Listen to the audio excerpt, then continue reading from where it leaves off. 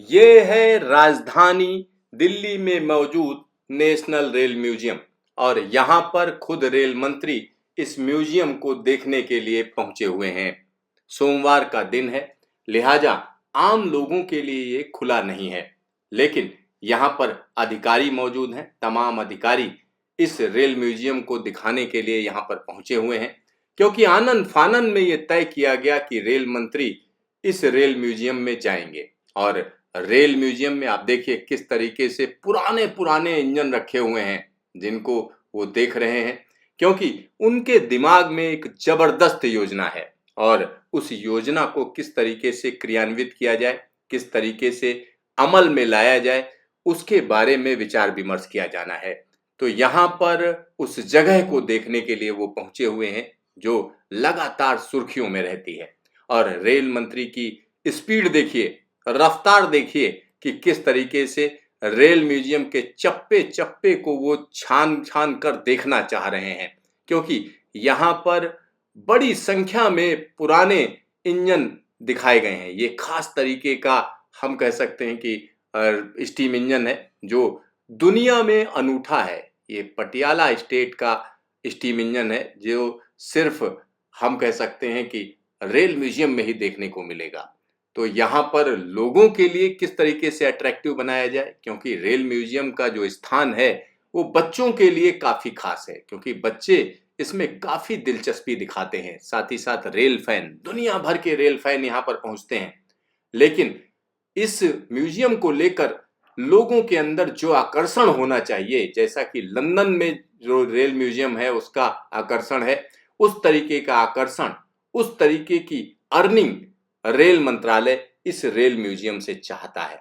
यानी rail museum में क्या क्या तब्दीली की जाए, इसके बारे में भी योजना बना ली गई है।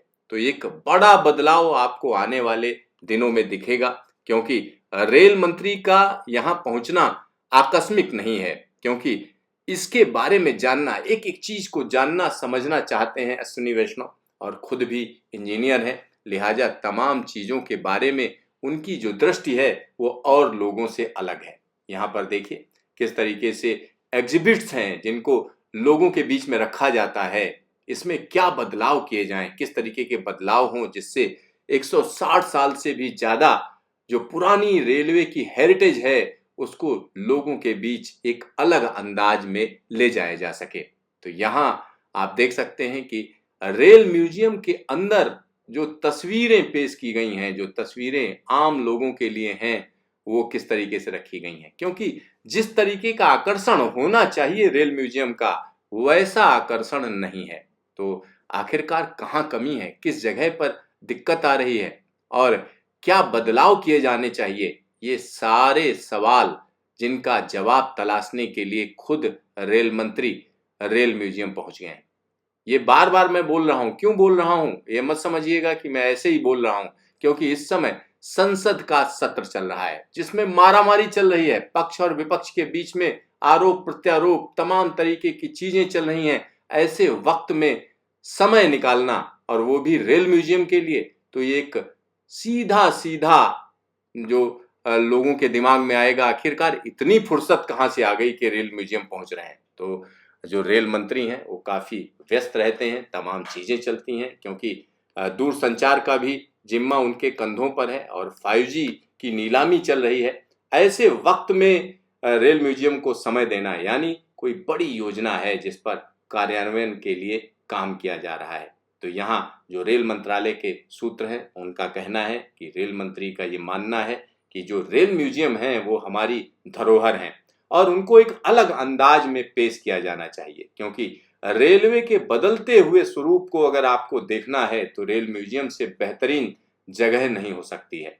तो यहाँ क्या क्या बदलाव किए जाएंगे, क्योंकि दुनिया भर में इस तरीके के रेल म्यूजियम एक अच्छी खासी अर्निंग देते हैं, और वहां पर बहुत से लोग पहुंचते हैं, और बहुत से रिसर्चर पहुंचते हैं, बहुत से लोग जिनको रेलवे में दिलचस्पी है वो लोग पहुंचते हैं।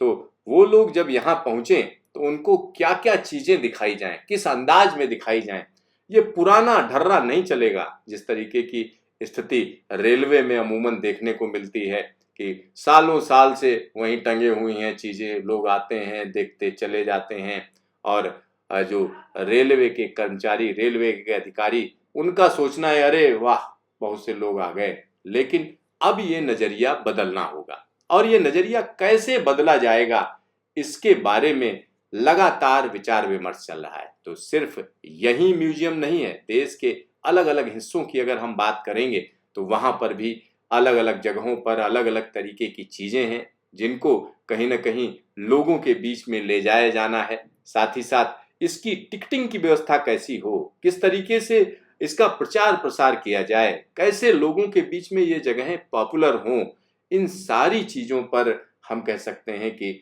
विचार विमर्श किया जा रहा है।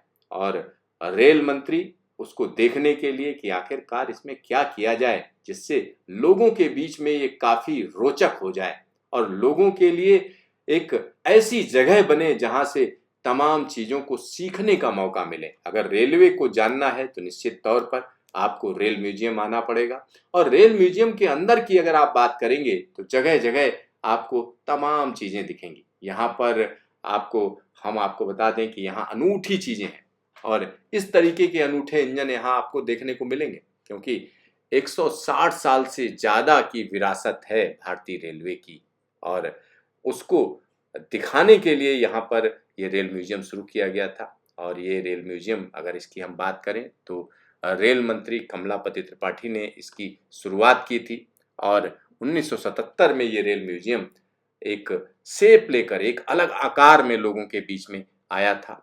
तब से ये कहीं ना कहीं रेल मंत्रियों के बीच में काफी पॉपुलर रहा है, क्योंकि जब भी रेल बजट पेश होता था तब रेल मंत्री यहीं पर जो है रेल के डिब्बे में बैठकर जो पत्रकारों से बातचीत करते थे, और तमाम लोगों ने इन तस्वीरों को बार बार देखा होगा। लेकिन जब से रेल बजट को बंद किया गया उसके बाद से हम कह सकते हैं कि ये रेल म्यूजियम कहीं ना कहीं थोड़ा सा जो चर्चा के मामले में पीछे जा चुका है।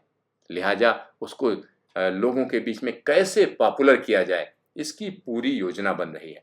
और यहाँ पर बहुत सी ऐसी चीजें हैं जो रेलवे की धरोहर है, भारत की धरोहर है।